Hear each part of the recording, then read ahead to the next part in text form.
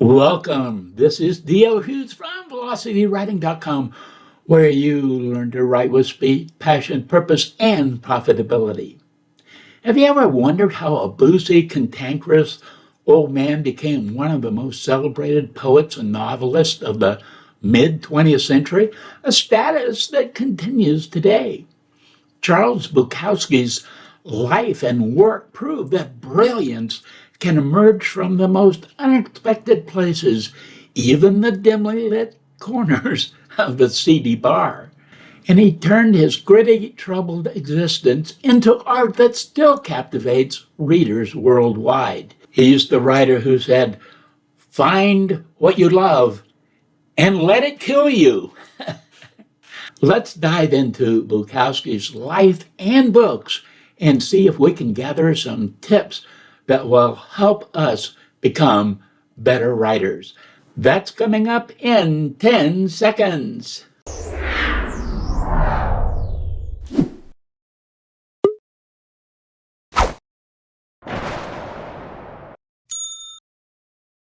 Thank you for being here. I regularly read the comments, so please leave your insights or feedback. If there's a video you'd like to see on writing or the writing life, well, tell me that too. Who was Charles Bukowski? Well, Charles Bukowski was born in 1920 and he passed in 1994. He had a German-American heritage, but was a 100% American poet, novelist, and short story writer. He was known for his raw, gritty writing voice and unflinching portrayal of the darker side of life. Bukowski's work resonates with authenticity and brutal honesty. Bukowski's father was an abusive authoritarian who often beat him. These harsh conditions shaped Bukowski's worldview, filling him with anger, mistrust, and a hunger to escape. He wasn't handsome because his face was deeply scarred from a mega case of acne, untreated acne, in his youth.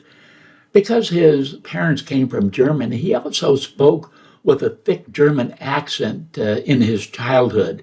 To escape bullying because of his accent, Bukowski claimed he became invisible in school. "I was just a shadow walking through the halls," he said. Yeah, lots of writers have felt that sense of alienation for one reason or another.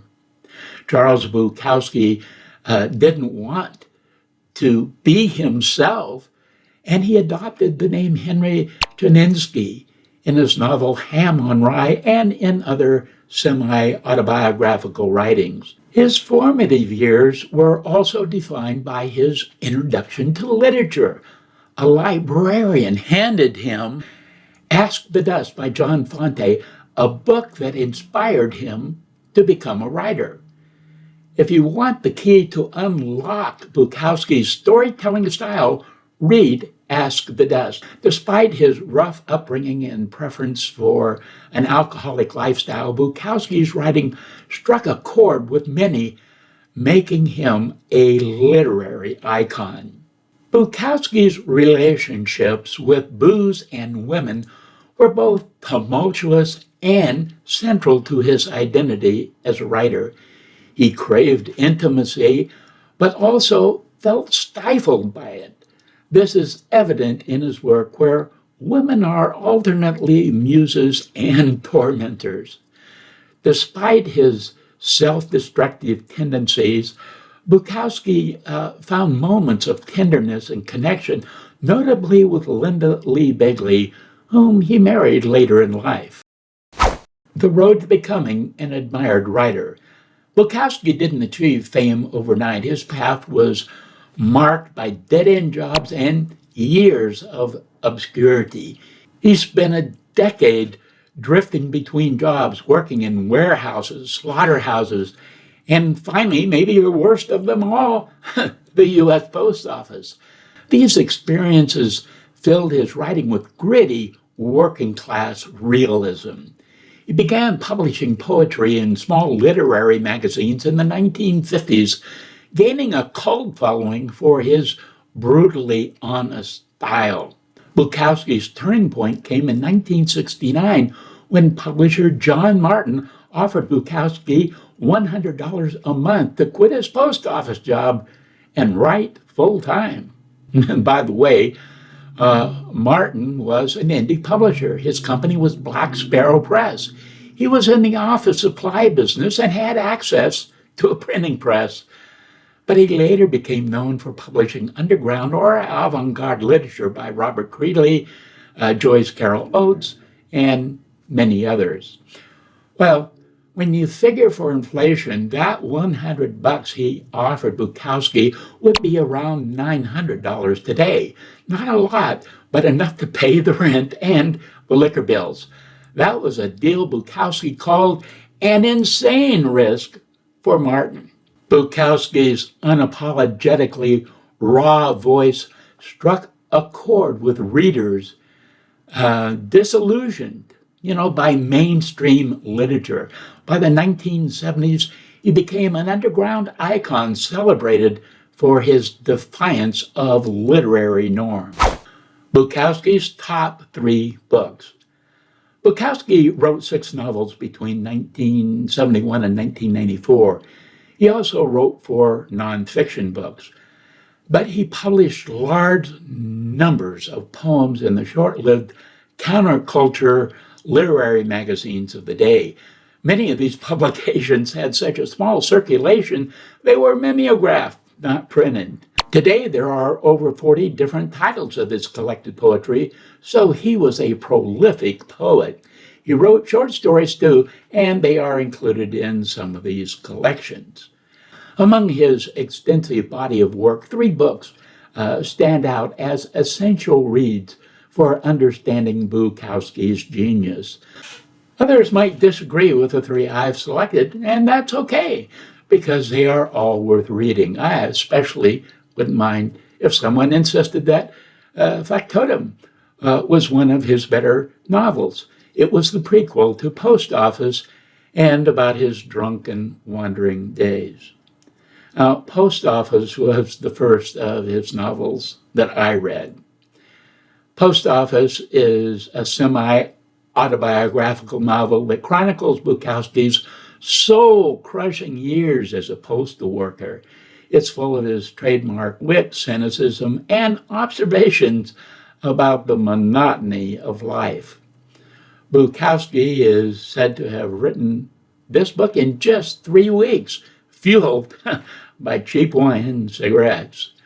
The reason it is so revered is that it captures the absurdity of working-class struggles with brutal honesty and humor.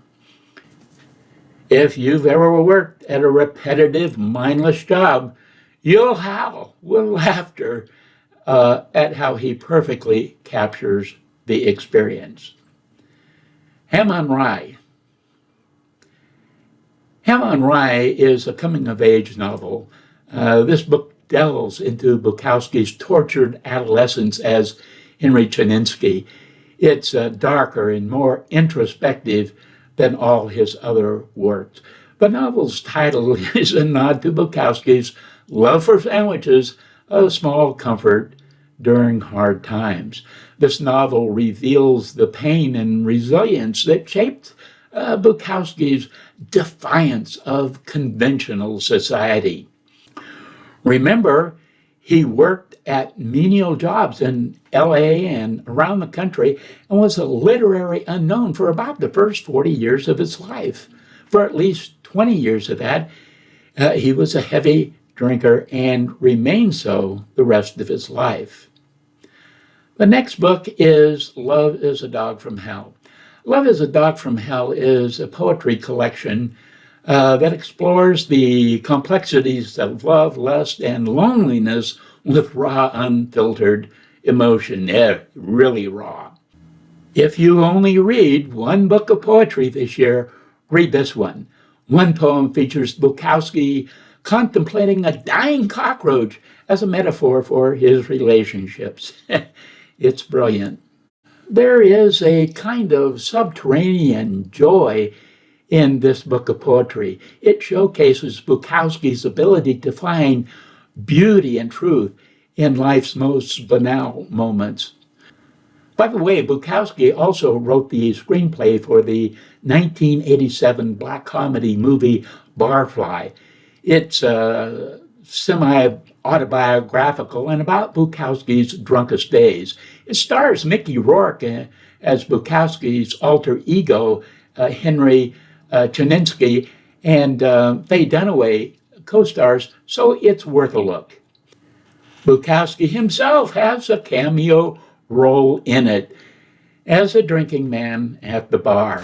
Despite his chaotic life, Bukowski's work offers valuable lessons for writers. You never want to adopt every writing tip you hear. You just want to pick the ones that may be beneficial to you. You got to try them out. That said, I think every writer could benefit from what we learned from Bukowski. He said, "Embrace your flaws."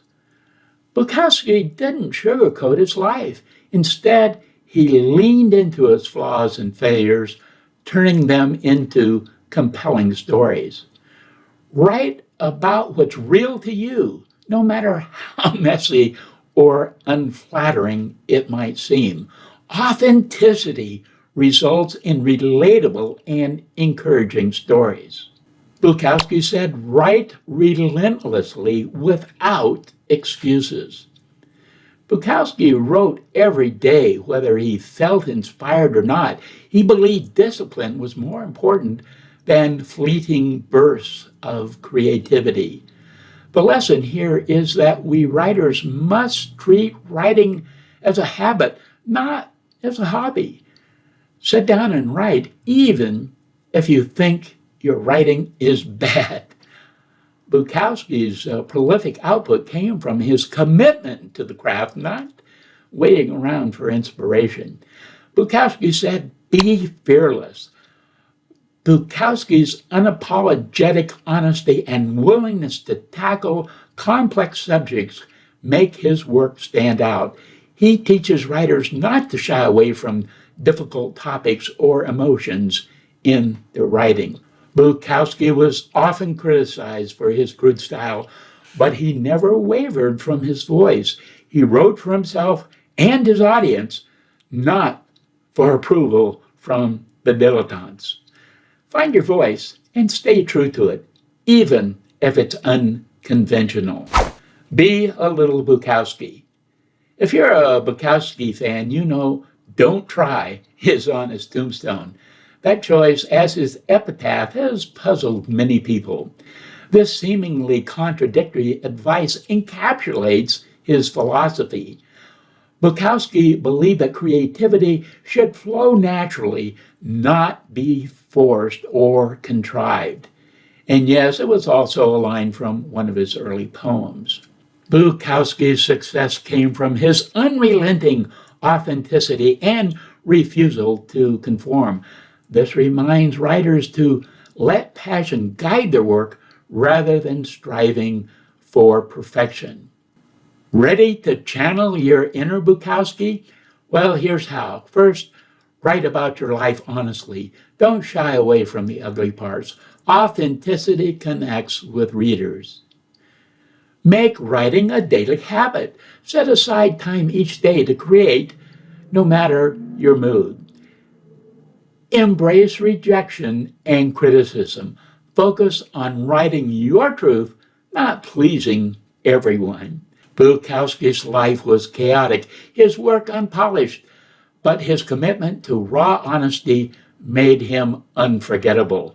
Maybe it's time to embrace a little chaos in your own writing. Have a great writing day.